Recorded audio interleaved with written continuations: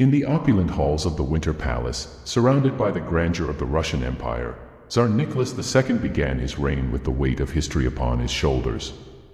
Born into a world of privilege and power, Nicholas was the last of the Romanovs, a dynasty that had ruled Russia for over 3 centuries. Yet, behind the gilded facade of the empire, dark clouds were gathering. The seeds of revolution were sown in the hearts of the Russian people, and the world was on the brink of a cataclysmic change. This is the story of Nicholas II, the man who would be the last Tsar of Russia, a tale of power, struggle, and the ultimate downfall of a dynasty. As we delve into the life and times of Nicholas II, you'll witness the intricate web of events that led to the collapse of one of the world's most powerful empires. We'll explore the personal struggles of the Tsar, the political upheavals that shook the foundations of Russia, and the tragic end that marked the conclusion of an era. But before we begin, remember to subscribe to our channel for more captivating stories from history. If you find this documentary insightful, please like and share it with others who appreciate the rich tapestry of our past. Nicholas Alexandrovich Romanov was born on May 18, 1868, in the Alexander Palace at Tsarskoye Selo, a few miles south of St. Petersburg. From the moment of his birth, he was destined for greatness, yet his early life was marked by the strict and austere upbringing typical of the Russian aristocracy. His father, Alexander III, was a stern and imposing figure, instilling in Nicholas a deep sense of duty to God, country, and family. Nicholas's mother, Empress Maria Feodorovna, was a Danish princess who brought a warmth to the household, yet even her presence could not shield Nicholas from the rigorous education imposed upon him. He was trained in the ways of governance, military affairs, and the Orthodox faith, all under the watchful eye of his father, who believed in the autocratic principles that had long governed Russia. Despite his training, Nicholas was a sensitive and reserved young man, more comfortable in the company of his family and close friends than in the public eye. As he grew older, Nicholas's personality began to take shape. He was a man of deep convictions, yet his gentle nature often made him appear indecisive in the face of the daunting responsibilities that awaited him. His love for the simple pleasures of life, reading, hunting, and spending time with his family, belied the monumental role he was destined to play in Russian history. The future Tsar was ill-prepared for the challenges that lay ahead, and as the turn of the century approached, the world around him was rapidly changing. The death of Alexander III in 1894 marked a turning point in Nicholas's life. At the age of 26, Nicholas was thrust into the role of Tsar, a position he neither sought nor felt adequately prepared for. His father's sudden demise left him bereft and overwhelmed by the enormity of his new responsibilities. Nicholas himself acknowledged his inexperience, famously confiding in a close associate, "I am not prepared to be Tsar. I never wanted to become one. I know nothing of the business of ruling." Despite his misgivings, Nicholas was crowned Tsar of all the Russias in a grand ceremony in 1896. The coronation was a spectacle of opulence and tradition, yet it was marred by tragedy. The Kodinka tragedy, which occurred during the celebrations, saw over 1,000 people trampled to death in a stampede as crowds rushed to receive commemorative gifts.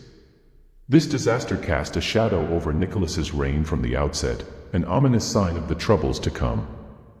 As Tsar, Nicholas was determined to uphold the autocratic principles of his father. He believed in the divine right of kings and viewed any attempt to limit his power as an affront to the natural order. However, the world around him was changing rapidly. The rise of industrialization, the spread of revolutionary ideas, and the growing discontent among the Russian populace were forces that Nicholas struggled to comprehend and control. Nicholas's early reign was marked by a series of crises that tested his leadership. The Russo-Japanese War of 1904 to 1905 was a disastrous conflict that exposed the weaknesses of the Russian military and government. The war ended in a humiliating defeat for Russia, leading to widespread unrest in the 1905 revolution, which saw strikes, protests, and violent clashes across the empire. Despite his initial resistance, Nicholas was eventually forced to concede to demands for reform, leading to the creation of the Duma, Russia's first elected parliament. Yet, even as he granted these concessions, Nicholas remained deeply distrustful of any efforts to limit his power, setting the stage for further conflict. Behind the scenes of political turmoil, Nicholas was a devoted family man. In 1894, he married Princess Alexe of Hesse, who took the name Alexandra Fyodorovna upon converting to Orthodoxy. Their marriage was a love match, and Nicholas was deeply devoted to his wife and children.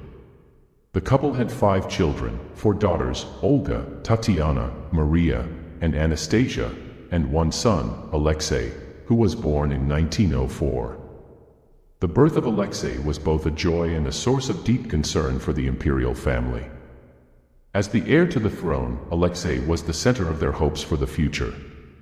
However, it soon became apparent that he suffered from hemophilia, a life-threatening condition that caused him to bleed uncontrollably from even minor injuries. The illness cast a pall over the family, with Nicholas and Alexandra living in constant fear for their son's life.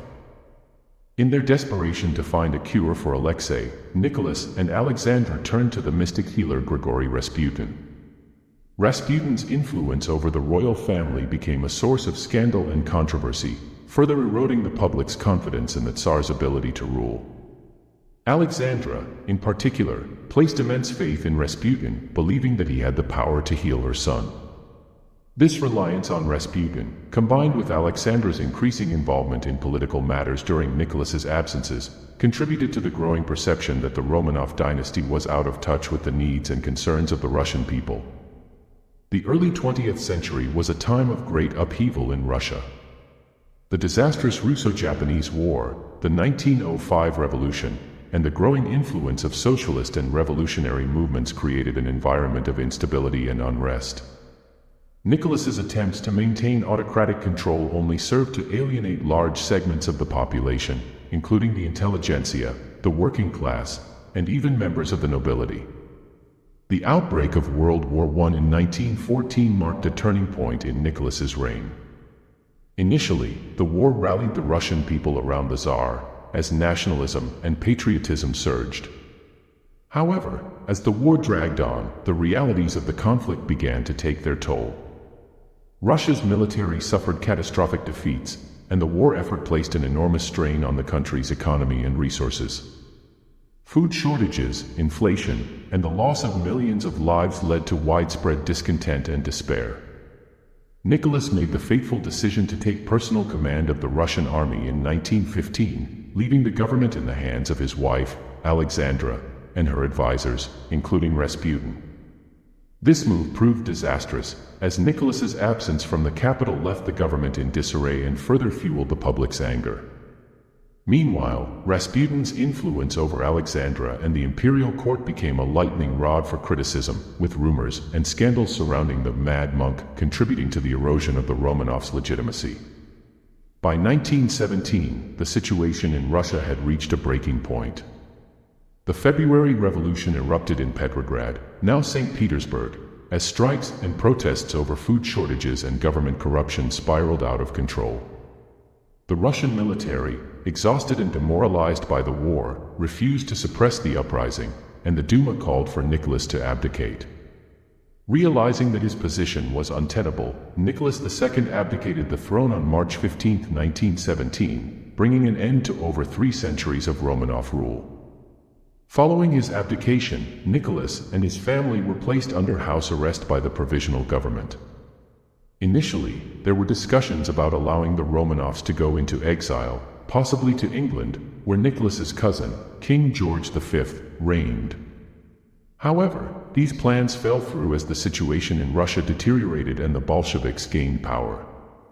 In October 1917, the Bolsheviks, led by Vladimir Lenin, seized control of the government in the October Revolution. The Romanovs were moved to various locations in Russia, eventually ending up in the Ipatiev house in Ekaterinburg. There, the family lived in increasingly harsh conditions, isolated from the outside world and cut off from the news of the unfolding civil war. As the Bolshevik forces faced the advancing White Army, the decision was made to eliminate the Romanovs to prevent them from becoming a rallying point for the counter-revolutionaries. In the early hours of July 17, 1918, Nicholas II, his wife Alexandra, their 5 children, and several loyal servants were executed by a Bolshevik firing squad in the basement of the Ipatov house. The bodies were hastily buried in a forest outside the city, where they remained hidden for decades. The execution of the Romanov family marked a brutal and tragic end to the last chapter of the Russian Empire. Nicholas II, a man who had once ruled over the vast expanse of Russia, died a prisoner in his own country, his legacy forever tied to the fall of the Romanov dynasty and the rise of Soviet Russia. The life and death of Nicholas II continue to be subjects of intense debate and reflection. Some view him as a tragic figure, a well-meaning but ill-fated ruler caught in the tides of history. Others criticize him as a weak and indecisive leader whose actions, or lack thereof, hastened the demise of the Romanov dynasty and led to the suffering of millions. In 2000, the Russian Orthodox Church canonized Nicholas II and his family as martyrs, recognizing their faith and suffering in the face of their tragic end. Today, the Romanovs are remembered with a mix of nostalgia, reverence, and critique, as their story serves as a reminder of the complexities of power, the dangers of autocracy, and the human cost of political upheaval. The story of Nicholas II is not just the story of a man or a family, it is the story of a nation in turmoil, of an empire on the brink of collapse, and of the forces that shape the course of the 20th century. As we look back on this chapter of history, we are reminded of the fragility of power and the profound impact that individual decisions can have on the fate of nations. Thank you for watching this in-depth documentary on the life and death of Tsar Nicholas II. If you found this story compelling, please subscribe to our channel, like this video, and share it with others. Your support helps us bring more stories from history to life. Stay tuned for more documentaries that explore the rich and complex history of our world.